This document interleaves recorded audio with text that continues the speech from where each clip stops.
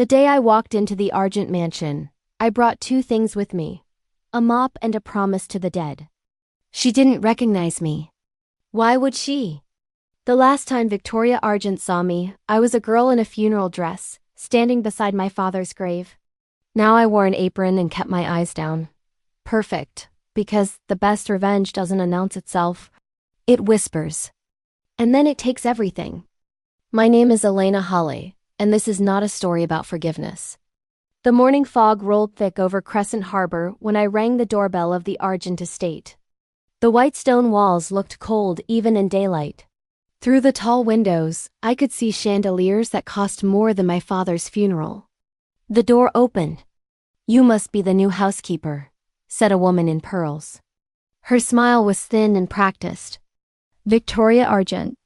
"Yes, ma'am," I said softly, keeping my head low. She looked me up and down like I was furniture. "Good. The last girl quit without notice. I expect better from you." "Of course, ma'am."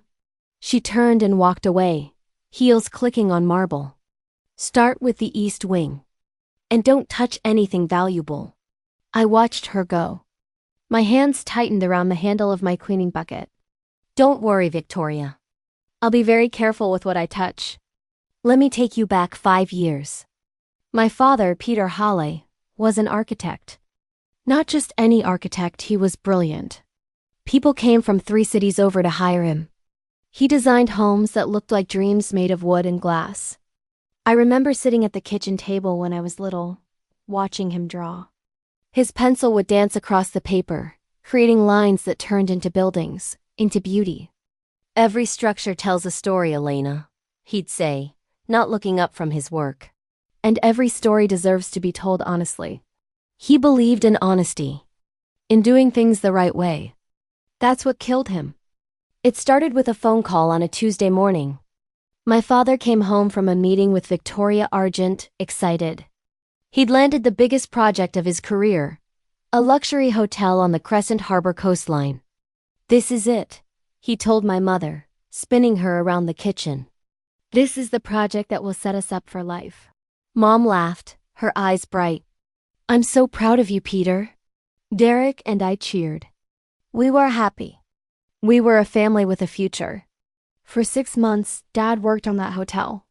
He barely slept.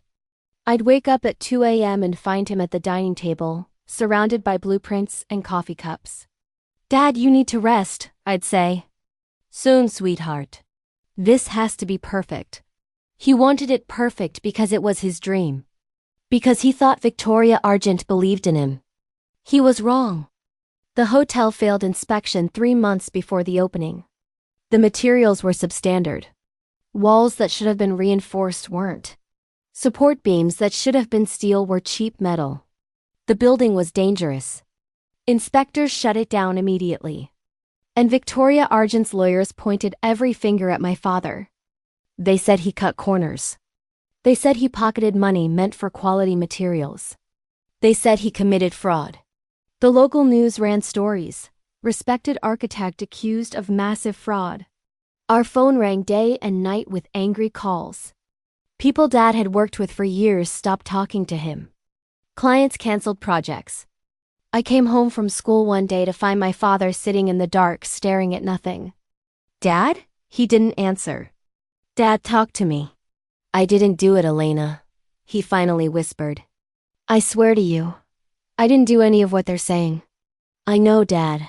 I believe you. But no one else does." His voice broke. "No one believes me." I sat beside him and held his hand. It was shaking. That was the beginning of the end. The lawsuit took 8 months. Victoria Argent had expensive lawyers, the kind that didn't care about truth, only about winning. They buried my father in paperwork and accusations and lies.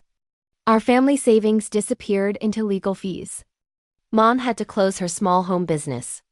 Derek dropped out of college to work construction. I took a job at a grocery store after school. But we couldn't keep up. We lost the case.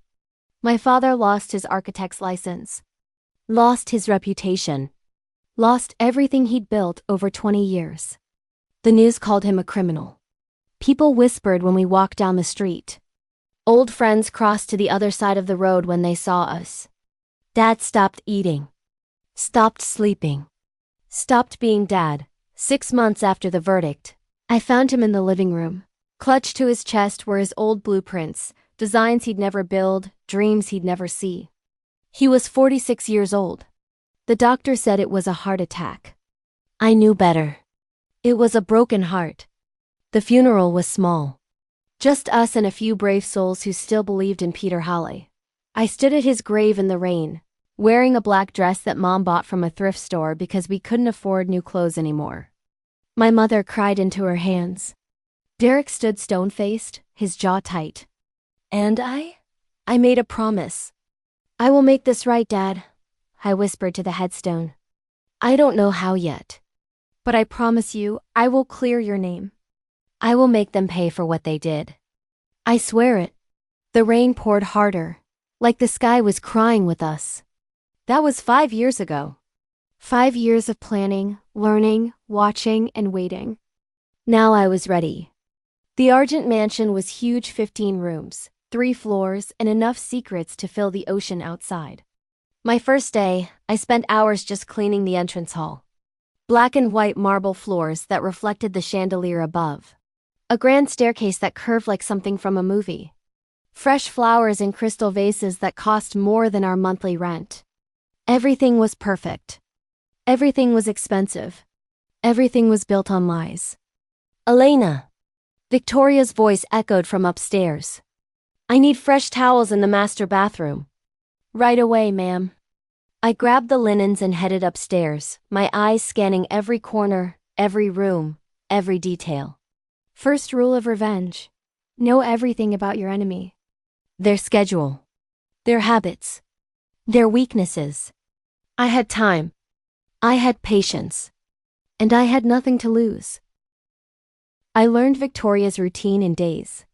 Up at 6:30, same classical song, same gold-rimmed cup of black coffee at 7. Calls from 9 to 11, door locked. No one allowed in, not even her husband. Lunch was a salad she never finished. Dinner a quiet war fought in silence. Routine, predictable, perfect. Christopher was the opposite, rarely home, always drunk on whiskey and secrets. I'd dust outside his study, listening to him whisper about offshore payments and hidden accounts. This family wasn't living, they were rotting under gold. And then there was Lydia, 19, brilliant, the only one in that house who actually saw me. You're very careful, she said once, watching me clean the library. I like things done right. What's your last name again? Halle. Her eyes narrowed. That sounds familiar. It's common, I lied.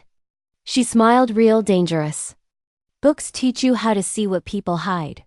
The words followed me out of the room like a shadow. Careful, Elena. This girl's smarter than she looks. 2 weeks into the job, I started my real work. Late at night, when the family was asleep, I moved through the mansion like a shadow. I'd learned where every floorboard creaked, which doors squeaked, how to move without sound. Victoria's office was my first target. She kept it locked with a digital keypad. 4 digits. I'd watched her enter the code from around a corner, memorizing each number. 0815, August 5th, 10th, her wedding anniversary. How predictable. One night, I waited until midnight. The house was silent except for the distant sound of waves crashing against the cliffs outside. I crept to Victoria's office, my heart pounding so loud I was sure someone would hear it. I typed in the code, 0815. The lock clicked. I slipped inside and closed the door behind me. The office smelled like expensive perfume and old paper. Moonlight streamed through the window, casting shadows across Victoria's massive desk. I didn't turn on the light. Too risky.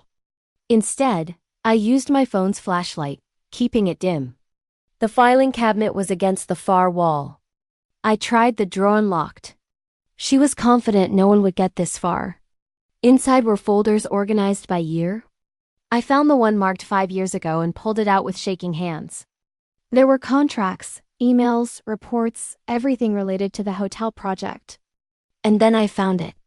A document titled Hale Project Internal Review. My breath caught in my throat. The report detailed the inspection failure. It listed all the substandard materials used.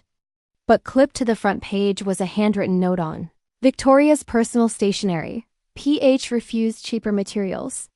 Proceeded with cost-saving alternatives anyway. If questions arise, blame architect. Documentation adjusted accordingly. My hands started to shake. She knew. She knew my father rejected the cheap materials. She used them anyway. And then she blamed him. She destroyed him on purpose. Rage burned through me, hot and vicious. I wanted to scream. I wanted to tear this office apart. But I didn't. Instead, I carefully photographed every page, every email, every document, evidence. I needed evidence, not emotion. I put everything back exactly as I found it and left the office like a ghost. Back in my small room in the servants' quarters, I uploaded the photos to 3 separate cloud accounts. Then I sat on my bed and cried. Not from sadness. From anger. From vindication. I was right, Dad. You were innocent. And I'm going to prove it. The next morning, I served Victoria her coffee like nothing had happened. Good morning, ma'am. She didn't look up. Elena, isn't it? Yes, ma'am. Her eyes finally met mine, sharp and searching. You remind me of someone. My pulse jumped. I get that a lot. A pause. You're doing good work. Don't disappoint me. I won't. I left the dining room smiling, but my hands were trembling. Too close. Way too close. So I became quieter, smaller, invisible again. But while I cleaned and smiled, I kept digging. Offshore accounts in Christopher's study. Bribes labeled as consulting fees. Emails proving Victoria had paid to bury the hotel scandal, my father's scandal. They weren't just corrupt. They were criminals. And they'd let me in. Then came the paintings. 12 pieces Victoria flaunted like trophies. But one day, dusting the gallery, I noticed something off. The brushstrokes too smooth, the texture too perfect. I took photos, sent them to an appraiser. The verdict? Fakes. Every last one worth a few $100s, not the millions she bragged about. The Argents had built their empire on lies, and now I held proof of every single one. But the real turning point came from Lydia. One evening, about a month into my job, she cornered me in the hallway outside my room. Can I ask you something? Her voice was quiet, almost afraid. Of course, Miss Argent. She looked around, making sure we were alone. Do you believe people can change? Like, really, truly change? I frowned. That's a deep question. Why do you ask? I found something. She pulled a folder from behind her back. In my mother's office. About a man named Peter Hale. The air left my lungs. I shouldn't have been snooping, I know. But I was looking for documents for school, and I found this. She opened the folder. She destroyed him, deliberately, and I don't think he did anything wrong. My vision blurred. I couldn't speak. Elena? Lydia's voice was gentle. You're crying. I touched my cheek. She was right. Tears were streaming down my face. He was your father, wasn't he? I could lie. I should lie. But something in her eyes, something sad and knowing, made me tell the truth. Yes, I whispered. Peter Hale was my father. Lydia's face crumpled. Oh God, I'm so sorry. You didn't do anything. My mother did. My family did. She grabbed my hands. Does she know? Does my mother know who you are? No. What are you planning? I met her eyes. I'm going to give her exactly what she deserves. Lydia stared at me for a long moment. Then, to my complete shock, she nodded. Good. What? My mother is a monster, Elena. I've known it for years. Her voice shook. I've watched her destroy people, businesses, families, lives, and smile about it. I've watched my father enable her. I've watched this whole family built on lies and cruelty. Why are you telling me this? Because I'm tired. she said, tears in her eyes. I'm tired of pretending everything is okay. I'm tired of being part of this. She squeezed my hands. Whatever you're doing, I want to help. Lydia, please. Let me help fix even one thing my family has broken. I studied her face. Could I trust her? Was this a trap? But something in her eyes told me she was telling the truth. She was as much a prisoner in this house as I was. Just a different kind. Okay, I said finally. Here's what I need. With Lydia's help, everything accelerated. She gave me her mother's laptop password, access to the family's private cloud storage, keys to rooms I couldn't reach before. We worked late at night, two ghosts moving through a sleeping mansion. In Victoria's digital files, I found emails that made my blood run cold. One to a city official. Inspector Rodriguez is becoming a problem. Remind him what happened to the last inspector who didn't cooperate. Another to a lawyer. Peter Hall must not be allowed to rebuild his reputation. Keep him blacklisted. Whatever it costs. And the worst one, sent 3 weeks before my father died. The Hall problem is resolving itself. Sometimes you don't need to destroy people. You just need to wait for them to break. I had to leave the room. I ran to the bathroom and vomited. Lydia found me there, sitting on the floor, shaking. What did you find? She asked softly. I couldn't speak. I just showed her the email. She read it, and her face went white. Oh my God. She knew, I choked out. She knew what her lies were doing to him. And she enjoyed it. Lydia sat beside me on the bathroom floor. She didn't say anything. She just held my hand while I cried. But we kept going. Lydia found the original contracts for the hotel project in her father's safe. The real ones, before Victoria's lawyers had adjusted them. Look, Lydia said, spreading the documents on my small bed. Your father's signature is here. But look at this clause. She pointed to a paragraph in fine print. All material purchases and supplier relationships are the sole responsibility of Argent Corporation and its representatives. Architect serves in design capacity only. He wasn't in charge of materials, I breathed. Not according to this contract. My mother was. She had final approval on everything. Lydia pulled out another document. And here her signature, approving the cheap suppliers. It's dated 2 weeks before construction started. This was it. The proof. The smoking gun. My father never had control over materials. He was only responsible for the design. Victoria approved every shortcut, every cheap material, every dangerous decision. And then she blamed him for all of it. We have enough, I said, looking at the mountain of evidence we'd collected. It's time. Lydia nodded, her jaw set. What's the plan? We take them down. All of them. And we do it publicly. I didn't go to the police. The Argents had half the police department in their pocket. I'd seen the donation records, Argent Corporation contributions to Crescent Harbor Police Benevolent Fund. Thousands of dollars every year. No, the police wouldn't help. But the press would. I contacted Melissa Harris, an investigative reporter for the Crescent Harbor Tribune. She'd written articles before about corruption and corporate fraud. She had a reputation for being fearless. We met at a coffee shop 3 towns over, far from anyone who might recognize me. I have information about the Argent Corporation, I told her, sliding a USB drive across the table. Everything you need to expose them. She looked at the drive, then at me. What kind of information?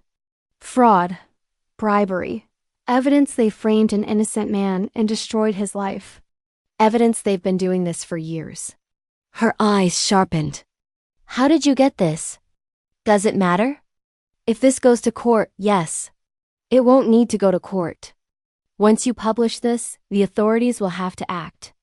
There will be too much public pressure to ignore it. She picked up the drive. This better be real. If you're wasting my time. It's real, I said firmly. Every document, every email, every photo. It's all real. She studied me for a long moment. What's your connection to this? Peter Halley was my father. Understanding dawned in her eyes. The architect Victoria Argent destroyed. I leaned forward. She killed him, Miss Harris. Not with a weapon, but with lies. And she's gotten away with it for 5 years. That ends now. She nodded slowly. Give me 3 days. I need to verify everything and get legal approval from my editor. This is big, really big. We have to be absolutely certain. You have 3 days. Not 1 hour more. Those 3 days were the longest of my life. I continued working at the Argent estate, cleaning and serving like always. But inside, I was screaming. Victoria was in an especially good mood. She just closed a big deal, expanding her company into 2 new cities. Success, Elena, she said at breakfast, her smile sharp. Success is about knowing when to take what you want and not apologizing for it.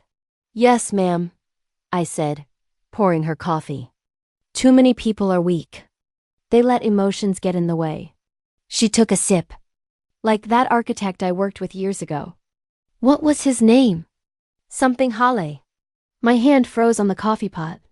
Peter Halley, I said quietly. Yes, that's it. He was talented, but weak. Couldn't handle the pressure of real business. She shook her head. Some people just aren't built for this world. Every fiber of my being wanted to throw that coffee in her face. To scream the truth at her. But I didn't. Will that be all, ma'am? Yes, you may go. I left the room on shaking legs. 2 more days. Just 2 more days. On the 3rd day, Melissa Harris called me. We're running it, she said. Front page. Tomorrow morning. My heart stopped. You're sure? I've never been more sure of anything. Elena, this is explosive. When this hits the streets, everything is going to change. Good. Where will you be when it publishes? Far away from here. Smart. She paused. Your father would be proud of you. My eyes burned with tears. Thank you. That night, I packed my few belongings. I left a note for Lydia under her bedroom door. Thank you for your courage. You're nothing like them. Build a better life. Then I slipped out of the Argent estate for the last time. I drove to my mother's flower shop and knocked on the apartment door above it. Mom opened it, surprised. Elena? What are you doing here so late? Can I stay here tonight? Of course, honey, always. She pulled me into a hug. Are you okay? I will be, I said. Tomorrow, everything changes. The story broke at 6 a.m. Argent Empire built on fraud. Exclusive investigation reveals years of corruption, bribery, and destruction. The article was devastating. Melissa had done her job perfectly. Every crime laid out in detail. Every email quoted. Every forged contract exposed. Photos of the fake paintings. Bank records showing bribes. And at the center of it all, the true story of Peter Halley. By 8 a.m., the story had gone viral online. By 9 a.m., news vans surrounded the Argent estate. By 10 a.m., police cars arrived with warrants. I watched it all on my phone from my mother's kitchen, my hands shaking. Derek burst through the door, newspaper in hand. Elena, have you seen this? Mom was crying, reading the article on her tablet. Peter, oh Peter, they're finally telling the truth. On TV, we watched Victoria Argent being let out of her mansion in handcuffs. Her face was twisted with rage, her perfectly styled hair falling in her face as reporters shouted questions. Christopher followed, head down, refusing to speak. And standing in the doorway, watching it all with tears streaming down her face, was Lydia. Our eyes met through the camera for just a moment. She nodded once. A goodbye. A thank you. A promise to do better. Then the police car doors closed and the Argents were driven away. 1 month after the article, the state issued an official apology. My father's name was cleared. His architect's license was posthumously restored. The state architecture board released a statement calling him a victim of corporate corruption and a talented professional whose reputation was unjustly destroyed. Mom framed the statement and hung it in the flower shop. Derek got calls from people Dad used to work with, apologizing, saying they'd been wrong. The city renamed a small park after my father, Peter Halle Memorial Park. We held a small ceremony there. Just family and a few old friends who'd never stopped believing. I stood in front of my father's memorial plaque, reading his name in bronze letters. "We did it, Dad," I whispered. "Everyone knows the truth now. You can rest." Mom put her arm around me. "He's proud of you, Elena. Wherever he is, he's so proud." Lydia reached out to me 2 months later. We met at a small cafe by the ocean, far from the crowds and cameras. She looked different, younger somehow, like a weight had been lifted. "I testified against them," she said, stirring her coffee. "My parents." I told the prosecutors everything I knew. That must have been hard. It was the easiest thing I've ever done. She looked up at me. "I'm selling the estate. All of it. And I'm using the money to set up a fund." "What kind of fund?" "For people like your father. People who were hurt by my parents' company. I can't undo what they did, but I can try to make some of it right." She reached across the table and took my hand. "I'm sorry, Elena, for all of it. You're not responsible for your parents' choices." "No, but I'm responsible for mine. And I choose to be better than them." We sat there for a while. Two girls who'd been on opposite sides of a war, now trying to build something like peace. "Thank you," I finally said, "for helping me." "Thank you for showing me the truth," she replied, even when it was ugly. 6 months later, I stood at my father's grave again. It was a clear day, no rain this time. Just sunshine and the sound of distant birds. I'd brought fresh flowers, roses, his favorite. "It's over, Dad," I said, kneeling beside the stone. "Really over. Victoria got 15 years. Christopher got 12. Their company is dissolved. Their assets are being distributed to their victims." I touched the cold granite. "Everyone knows you were innocent. Everyone knows you were a good man. Your name means something again." The wind blew soft and warm. "I kept my promise," I whispered. "You can rest now." And for the first time in 5 years, I felt the weight lift from my shoulders. The rage that had driven me was gone. In its place was something quieter, softer, peace.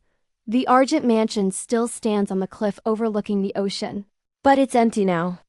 They say it's cursed, that no one wants to buy it because of what happened there. I drove past it last week, fog rolling in from the sea, just like the morning I first walked through those doors. But I didn't feel anger anymore. I didn't feel pain. I felt nothing but satisfaction. Because every surface in that house was finally clean.